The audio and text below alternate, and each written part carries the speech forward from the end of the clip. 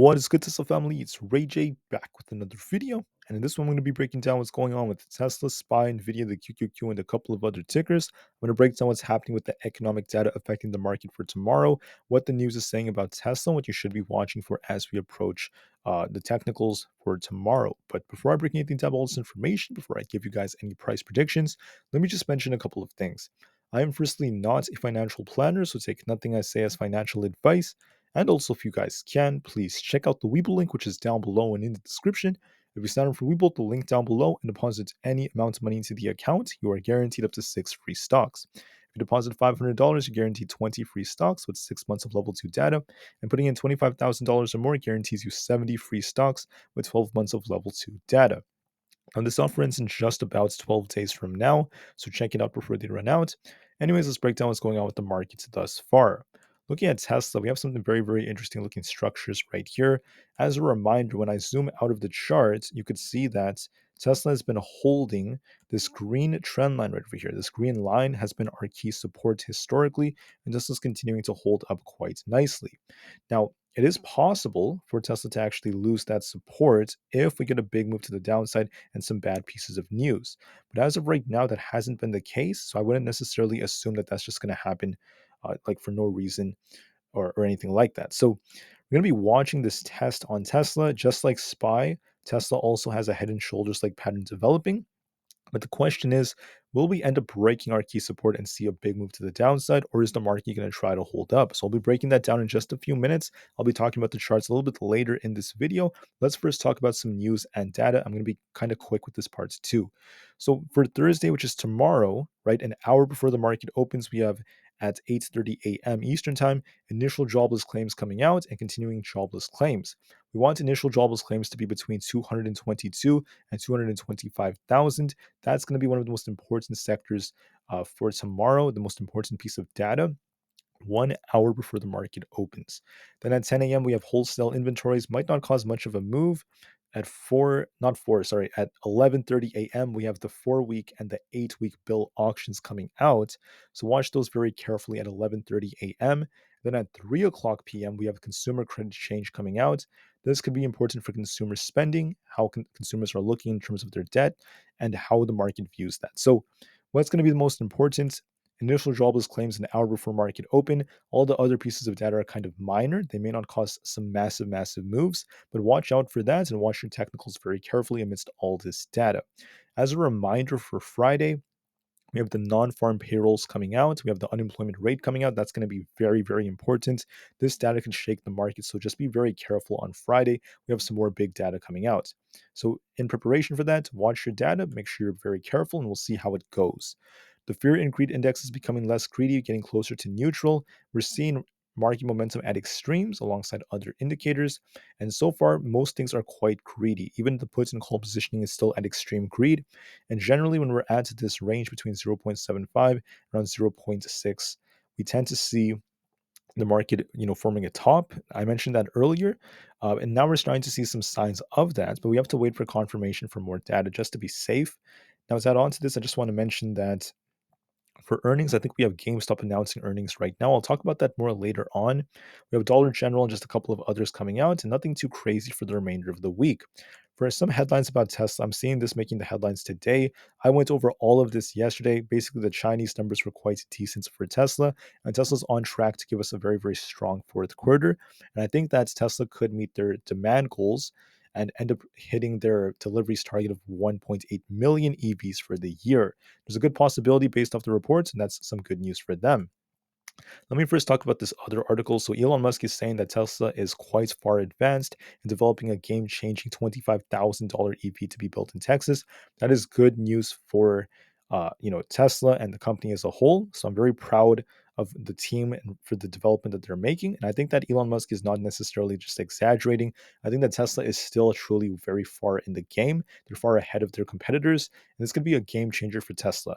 I would want to see their margins and just to see more about the different specs of it first before saying anything else. But for now, if Tesla does end up announcing something like this would be bullish news for them. There's some headlines coming out excuse me about that. They're saying that Tesla could restart the Giga Shanghai expansion, possibly for a $25,000 car. This is making more and more rumors, more and more headlines, and that's good news for them.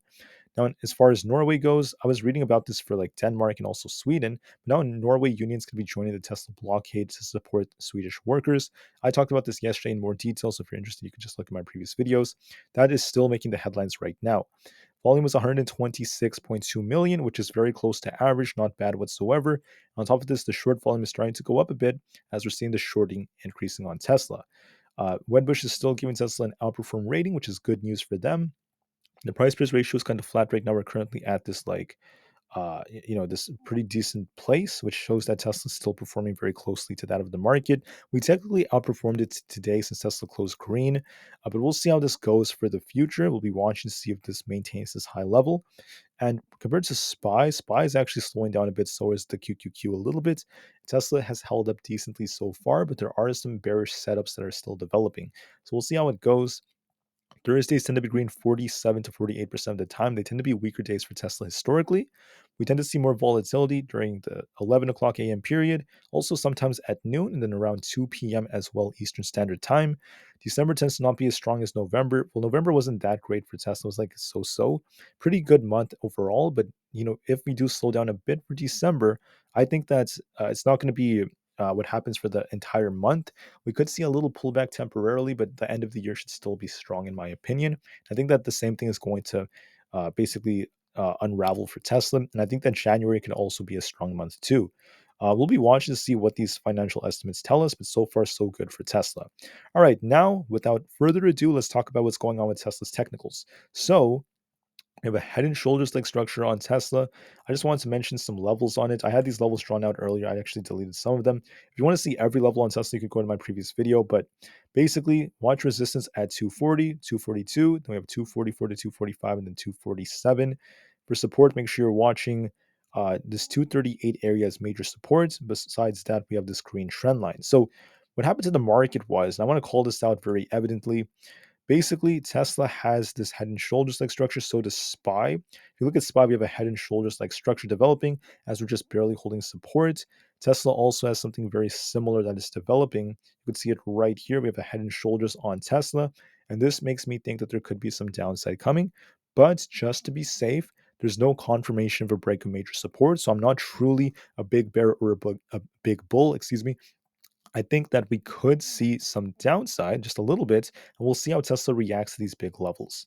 So, looking at Tesla, because we have like a double top like pattern on the hourly time frame, and because we're starting to flip a little bit on our technicals, let me just pull up the 4 hour and just show you the 4 hour is turning a little bit weaker, and we're approaching these EMAs quite nicely.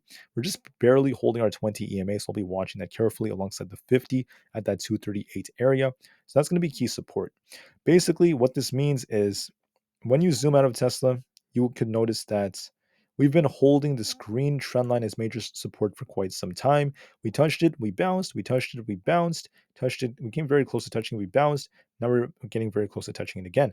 But basically, as far as Tesla goes, we could see this thing pop a little bit more, retest 242, then reject. We could see a rejection right here, and we could see Tesla just continue to sink to 238.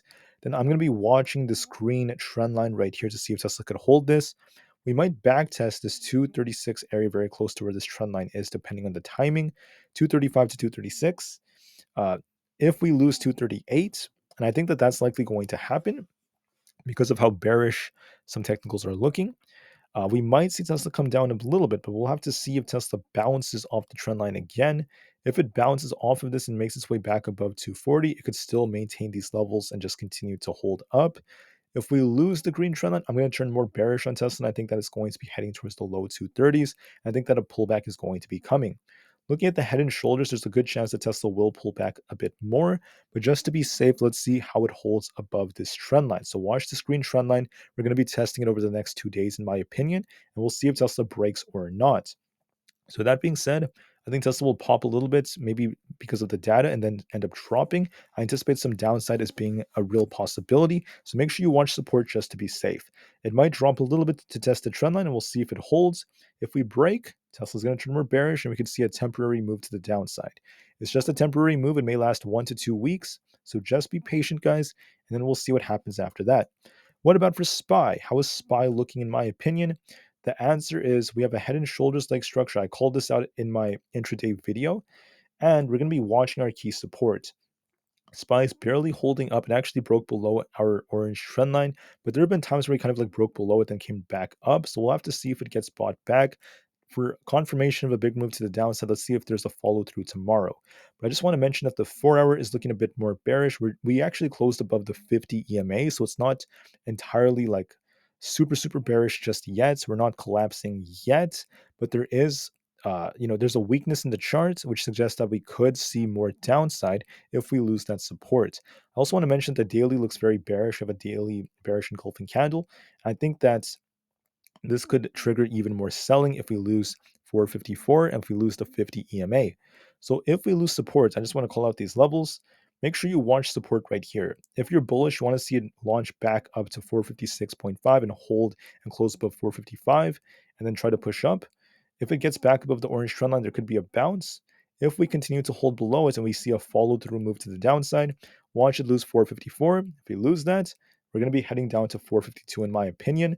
Then below that, we have 450 and even lower levels all the way down to like our gap area if we lose 450. I also want to call out that as far as support goes, make sure you guys go to the daily time frame and look at the 20 EMA at 450. We also have the 50 EMA at 442. What do I think SPY is going to do, guys? Honestly, guys, I think that it looks bearish from a technical standpoint, but just to be safe, let's see if there's a follow through move to the downside tomorrow. Do we bounce and get back above the trend line, try to bounce, or do we just continue lower? It looks like it might continue lower looking at the current trend. What about the QQQ? How is the QQQ looking, in my opinion? The answer is it's looking kind of weak. If you look at the QQQ, it did sell off even more. It's looking kind of weak. But I just want to call out that we have to be open minded because of the fact that it hasn't officially broken key support. It's still technically above our 20 EMA, so we'll be watching it for a break above, below that to turn more bearish. The daily candle looks bearish right now. It looks like it might continue to slow down, especially looking at the MACD. SPY also got, or it came very close to getting a bearish cross on the MACD too, so that's another signal. But the QQQ, it looks bearish. It looks like it might sell off more, but just to be safe, if you want to really see it sell off, if you truly believe there's going to be downside, you want to be watching the 20 EMA. Make sure you watch that very carefully and see if it breaks. So basically, we might sell off a little bit. If we're bullish, you want to see the QQQ basically just try to bounce. If we're bullish, try to bounce and kind of like hold this support and just continue to go. Uh, you want to see it get back above 385 after it drops and 388 if you're bullish. If you're bearish, you want to see this thing basically just fail from here, fail to get any sort of breakout. Maybe we pop a little bit, then just continue to sink. And if we lose 383.5, I think this thing is going to start sinking down towards 380, then 378, and a big drop is going to come in this red possibility. The red possibility trend line, whatever you want to call it, that is looking more probable to me. It looks like it's going to test 383.5. We'll see if it breaks. It is looking kind of weak right now, but just to be safe, we have to wait for confirmation. Nvidia is looking kind of bearish, in my opinion. Just pull up the Nvidia chart. I say this because if you look at the structure, it made an attempt to bounce and ended up failing. In my morning video, I said if you're bullish on Nvidia, you want to see it break 475. If you're bearish, you want to see it lose 468. We had tried to break 475 and we failed, and we came back below 468. So it's starting to look bearish. It's starting to downtrend a bit. We also had this imbalance to fill. It might actually backtest 455 to 457, then reject. If that's the case, if we get a rejection from this resistance, watch it come down towards 450. If we lose that, there's going to be 447 and then 444 coming. So I think it's going to pop and drop. Watch 450 as key support. If we lose that, we're going to turn a lot more bearish. If we hold it, it could try to hold up around here, but I anticipate 450 is going to break, and I think that there's going to be some downside as a result of that. So watch for the 450 test. We'll see how Nvidia does there. As far as Apple goes, Apple's looking kind of bearish, but I just want to call out that we're holding above 192 for now. If we lose 192, I think it's going to start selling off harder towards this orange trend line. So look at the orange trend line right here. You guys can see it. It's a little small. Maybe I should just make this a little bigger so you can see it better. But anyways, look at the orange line. We might be testing that line if we lose 192 for a bigger move to the downside. That's going to drag the market down lower. If we hold 192, we could bounce and make our way up to 193. So watch 192. We're going to test it tomorrow. If we lose it, we turn more bearish. The reason why I'm like kind of like being open-minded is because we have all this data coming out. So just be a little careful with that. But from a technical standpoint, we're looking a bit more bearish on Apple. It might actually cool off a bit after that big pump we just got. So once again, on Apple on the daily time frame, we have a bearish looking daily close. We have a bearish cross in the PPO, and on the 4-hour time frame, Apple is actually curling. It's turning a bit more bearish. It looks like it might cool off towards 190. So with that being said, watch 192. If we lose that, Apple's going to sink down more. But with that being said, now let's talk about the market. Let's talk about just a couple of more tickers. What else do I see in the market? Looking at SoFi, I was talking about this thing kind of bouncing and dropping. I was talking about an 8.5 to 8.25 test and a rejection. That's close to what happened. It's just that it went a little bit higher than expected. And now it looks a little bearish on the 4-hour. So I think that if we lose, we might pop again towards 8 and then reject. And I think that we could be making our way down towards the 200 EMA at 7.49. On the IWM or the Russell 2000, we're looking a bit more bearish on the 4-hour time frame. If we keep selling off, I think 181.66 is coming. Look for a pop towards 184.5, then a rejection down to 181.66. That looks very probable looking at the 4-hour time frame. I see that as the most likely possibility. For Microsoft, in my video yesterday, I said we're going to test 375 then reject. That's what I was predicting. It didn't happen during the open market hours, but during the pre-market, we did go up to 375 then reject as predicted. So I'm thinking we might see something similar. It might actually push up again towards 370, reject, and start making its way down towards this low right over here at 365. If that fails us, watch 363, followed by 360 and 358. It looks like it'll pop and drop, and I anticipate some downside as well. On AMD, it's the same thing. It might try to pop towards 119.29 to 119.87. I think it's going to backtest these EMAs, then reject and make its way down towards 114. A pop and drop, I think, is very probable, and I think that that's what's going to happen. The VIX is starting to look a little bullish. It might actually test this 13.12 area. Now, we're kind of far from the daily 20 EMA. We're kind of far from it. So I'm not going to worry about this for now. I'm just going to focus on the next level, which is smaller on the 4-hour time frame. If we close above the 20 EMA on the 4-hour time frame on the VIX, this could be a signal it's going to break out and start pushing it to higher levels. This could signal a market slow down. So we're going to be watching to see if we get a follow through move tomorrow. Does the VIX break 13.12? If that's the case, that's going to be bearish for the markets. And so far, we're seeing some signals of that. On the SQQQ, I'm going to be watching. So it looks a little bullish right now. Watch the daily time frame right now. We're going to be watching to see if it breaks 16.75. If we close above the 20 EMA on the daily, it's going to be a big development on the SQQQ. We rejected off this the last time we touched it. If it breaks 16.75 and manages to close above that, it's going to fill this gap quite easily to 17.45, and 17.9 is a possibility.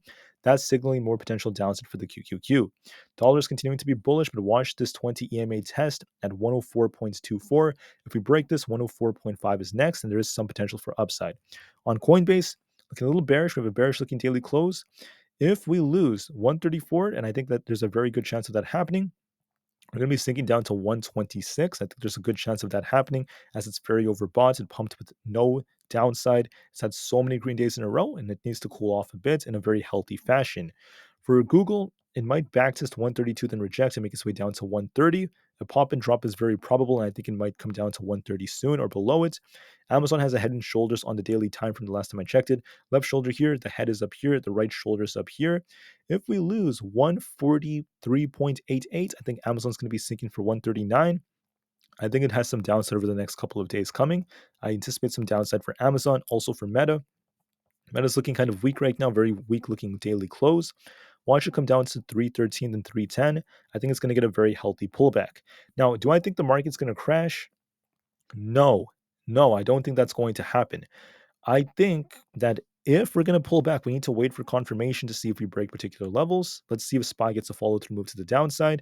And this could just be a temporary pullback before the market continues higher during the final 2 weeks of December. So this drop, or if we do get some kind of sell off, it may last like a week and a half. and then the market could still rebound later on. So I see a big opportunity coming. Non financial advice. So I hope this video was helpful for anyone invested in or just like interested in learning about Tesla, interested in learning about like spying the markets. I just want the best for everyone. All right. So for Tesla, Tesla actually has some relative strength. It's not super weak right now. There is a risk of some downside because of what the market is doing. We also have a head and shoulders on Tesla. But right now, it's still trying to hold up. So we'll see if we get this backtest. I think it's going to backtest this green trend line very, very soon. And we'll see if Tesla bounces or if Tesla gets a big rejection. So watch that very carefully. I do anticipate a little bit of downside coming, like a little pop first and a drop. So watch it carefully and do what you have to do, guys. Make sure you watch your levels and remain calm, cool, and collected. Hopefully this video was helpful. Hopefully you guys liked it. If you did like it, please leave a comment down below. Let me know what you thought. Leave a like below if you guys are interested in seeing more videos like this, and have an absolutely spectacular rest of the day. Enjoy your evening, guys. Tesla in the market to the moon because the long term is still very bright despite the downside we've seen. And peace out.